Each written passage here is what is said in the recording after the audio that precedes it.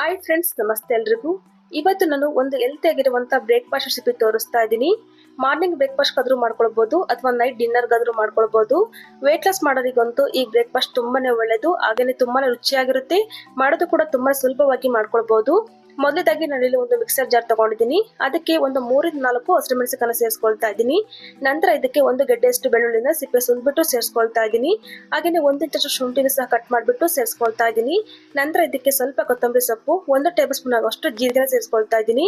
ಇವಾಗ ಇದಕ್ಕೆ ನೀರನ್ನು ಸೇರಿಸ್ಕೊಳ್ದೇ ತರಿತರಿಯಾಗಿ ರುಬ್ಕೊಂಡು ಬರೋಣ. ಸೊ ನೋಡಿ, ಈ ರೀತಿಯಾಗಿ ರುಬ್ಕೊಂಡು ಪಕ್ಕಕ್ಕೆ ಎತ್ತಿಟ್ಕೊಳ್ಳೋಣ. ನೆಕ್ಸ್ಟ್ ಇವಾಗ ನಾನಿಲ್ಲಿ ಒಂದು ಮೀಡಿಯಂ ಸೈಜ್ ಸೌತೆಕಾಯಿನ ತಗೊಂಡಿದ್ದೀನಿ. ಇವಾಗ ಇದನ್ನ ಒಂದು ಗ್ರೇಟರ್ ಇಂದ ಈ ರೀತಿಯಾಗಿ ಚೆನ್ನಾಗಿ ತುರ್ಕೊಳ್ಬೇಕು. ನೀವು ಸೌತೆಕಾಯಿ ಬದಲಿಗೆ ಸೋರೆಕಾಯಿ ಸಹ ತಗೊಳ್ಬಹುದು, ತುಂಬಾ ಚೆನ್ನಾಗಿ ಬರುತ್ತೆ. ಸೌತೆಕಾಯಿಯನ್ನು ಸಿಪ್ಪೆ ಸಮೇತನೇ ತುರ್ಕೊಳ್ತಾ ಇದ್ದೀನಿ. ಸೊ ನೋಡಿ, ಈ ರೀತಿಯಾಗಿ ತುರ್ಕೊಂಡ ನಂತರ ಇವಾಗ ಮಿಕ್ಸಿಲಿ ಗ್ರೈಂಡ್ ಮಾಡಿ ಇಟ್ಕೊಂಡಿದ್ವಲ್ಲ ಹಸಿಮೆಣಸಿನಕಾಯಿ, ಬೆಳ್ಳುಳ್ಳಿ, ಶುಂಠಿ, ಕೊತ್ತಂಬರಿ ಸೊಪ್ಪನ್ನ ಆ ಪೇಸ್ಟ್ ನ ಹಾಕೊಳ್ತಾ ಇದ್ದೀನಿ.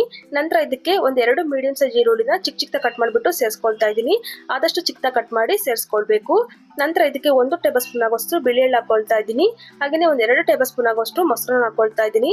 ಮೊಸರು ಬಂದು ನಿಮಗೆ ಆಪ್ಷನಲ್, ಬೇಕಂದ್ರೆ ಹಾಕೊಳ್ಬಹುದು, ಬೇಡ ಅಂದ್ರೆ ಸ್ಕಿಪ್ ಮಾಡಬಹುದು. ಈಗ ರುಚಿಗೆ ತಕ್ಕಷ್ಟು ಉಪ್ಪನ್ನ ಸೇರಿಸ್ಕೊಂಡು ಇದನ್ನ ಚೆನ್ನಾಗಿ ಮಿಕ್ಸ್ ಮಾಡ್ಕೊಳ್ಳೋಣ. ನೋಡಿ, ಈ ರೀತಿಯಾಗಿ ಮಿಕ್ಸ್ ಮಾಡ್ಕೊಂಡ ನಂತರ ಇದಕ್ಕೆ ನಾನು ಇವಾಗ 1/4 ಕಪ್ ಅಷ್ಟು ಜೋಳದ ಹಿಟ್ಟನ್ನು ಹಾಕೊಳ್ತಾ ಇದ್ದೀನಿ. ಹಾಗೇನೆ 1/4 ಕಪ್ ಅಷ್ಟು ಅಕ್ಕಿ ಹಿಟ್ಟನ್ನು ಹಾಕೊಳ್ತಾ ಇದ್ದೀನಿ. ನಂತರ 1/4 ಕಪ್ ಅಷ್ಟು ಗೋಧಿ ಹಿಟ್ಟನ್ನು ಹಾಕೊಳ್ತಾ ಇದ್ದೀನಿ.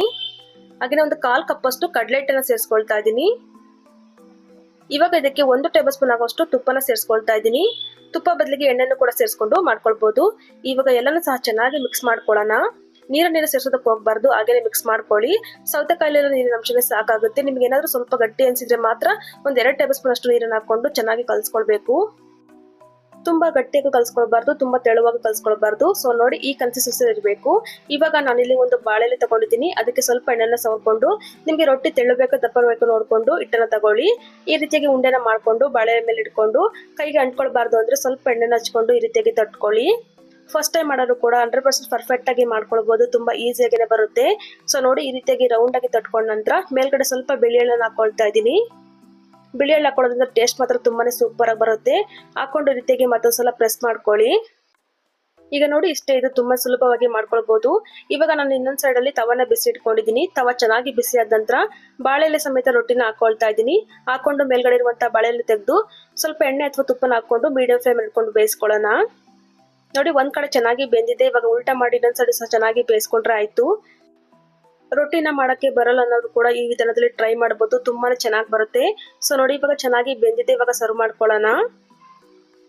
ಜೋಳದ ಹಿಟ್ಟು, ಗೋಧಿ ಹಿಟ್ಟು ಎಲ್ಲ ಹಾಕಿ ಮಾಡೋದ್ರಿಂದ ತುಂಬಾನೇ ಚೆನ್ನಾಗಿರುತ್ತೆ. ಹಾಗೇನೆ ಆರೋಗ್ಯಕ್ಕೂ ಕೂಡ ತುಂಬಾನೇ ಒಳ್ಳೇದು.